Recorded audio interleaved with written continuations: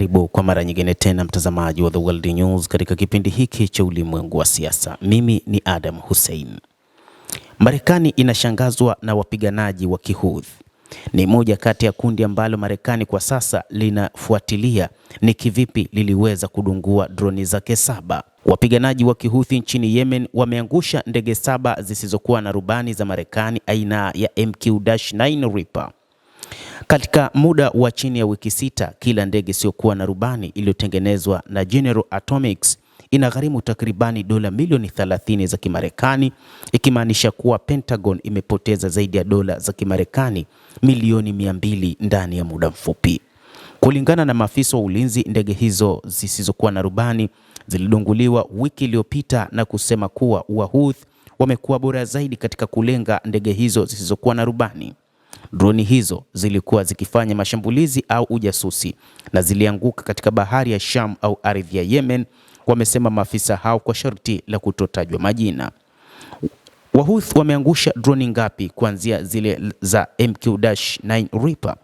Kwa mujibu wa mtandao wa habari wa MSN, Marekani ilipoteza droni zake kuanzia mwezi Machi 31 mwaka 2025 hadi Aprili 3, Aprili 9, Aprili 13, Aprili 18, Aprili 19 na 22. Hiki ni kiwango kikubwa cha hasara iliyopata Marekani kutokana na kuangushwa kwa droni zake. Afisa mmoja alithibitisha kuwa ingawa wanaamini zimedondoshwa, lakini uchunguzi bado unaendelea. Afisa huyo pia alidokeza kuwa huku Marekani ikiongeza mashambulizi yake ya kila siku ya tangu Machi 15, misheni za drone hizo zinakabiliwa na hatari zaidi. Hii inaweza ikawa ni sababu ya Marekani kuamua kuachana mapigano kati yake na Wahouthi kutokana na hasara kubwa ambayo imepata, lakini pia Marekani inazingatia zaidi faida katika aina ya mizozo yoyote ambayo inaingilia kati.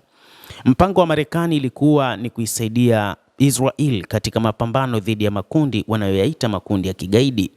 Lakini wakati huu, moja kati ya kundi gumu ambalo Marekani wakati huu inakiri ni kundi hili la Wahouthi, ambalo kwa mujibu wao wanasema ni kundi hatari sana na ni kundi ambalo kimsingi linahatarisha usalama wa meli zake pamoja na ndege zake, na hivyo wakaamua kuingia makubaliano ya kusitisha mapigano kati yao na kundi hili la Wahouthi, jambo ambalo Israel inaona kama ni kulipa nguvu kundi hilo na kuendelea kufanya mashambulizi maeneo mbalimbali. Mashambulizi ya Marekani dhidi ya Wahouthi yalianzishwa na Rais wa Marekani Donald Trump Machi 15 kwa lengo la kuwazuia Wahouthi waache kufanya mashambulizi dhidi ya meli kwenye moja ya korido muhimu zaidi za baharini, bahari ya Sham na ghuba ya Aden. Tangu wakati huo, jeshi la Marekani limefanya zaidi ya mashambulizi 750 ya anga yanayolenga maeneo ya Wahouthi. Licha ya mashambulizi haya, Wahouthi wanaendelea kurusha makombora na ndege zisizokuwa na rubani kwenye meli za jeshi la wanamaji wa Marekani. Jeshi la wanamaji la Marekani kwa sasa limepeleka manuari 2 za kubebea ndege za kivita karibu na Yemen. Ni ile ya USS Harry S. Truman na nyingine ya USS Carl Vinson. Sio kawaida kwa Marekani kupeleka manuari 2 kwa wakati mmoja katika eneo la Mashariki ya Kati, lakini wakati huu wamepeleka ni kutokana na hali kuwa ngumu zaidi katika eneo hilo na namna ambavyo kundi hilo lilivyokuwa gumu. Wakuu wa jeshi la wanamaji kwa kawaida huepuka jambo hilo kwa sababu huharibu ratiba za matengenezo na kuwaweka wanajeshi wa majini mbali na nyumbani kwa muda mrefu kuliko ilivyopangwa. Kundi la maseneta wa Marekani Chris Van Hollen, Maryland, Elizabeth Warren, Massachusetts na Tim Kaine, Virginia, wametoa tahadhari. Walitambua barua kwa waziri wa ulinzi Hegseth siku ya Alhamisi, wakihoji ikiwa utawala wa Trump unapuuza jukumu la kupunguza madhara kwa raia.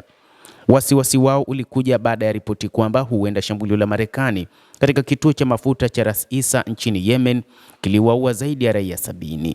Wameonya kwamba vifo vya raia kwa hakika vinadhoofisha mission ambayo jeshi limetumwa kufanya. Wapiganaji wa Kihouthi wanadai mashambulizi yao dhidi ya meli ni juhudi za kushinikiza Israel kukomesha vita dhidi ya Hamas huko Gaza. Tangu Novemba mwaka 2023, wamelenga zaidi ya meli 100 za wafanyabiashara na kuzamisha meli 2 na kuua mabaharia 4. Mashambulizi haya yametatiza sana biashara kupita katika bahari ya Sham, njia ambayo kwa kawaida bidhaa zenye thamani ya dola za Marekani trilioni 1 zinapitishwa kila mwaka.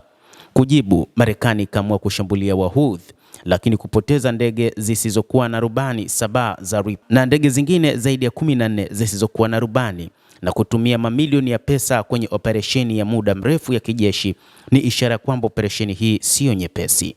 Kadri uwezo wa Wahouthi unavyoboreka na vifo vya raia vinavyochunguzwa, Marekani inakabiliwa na maamuzi magumu mbeleni, kati ya kuziweka manowari mbili katika eneo hilo na kuzuia vifo visivyokuwa lazima vya raia.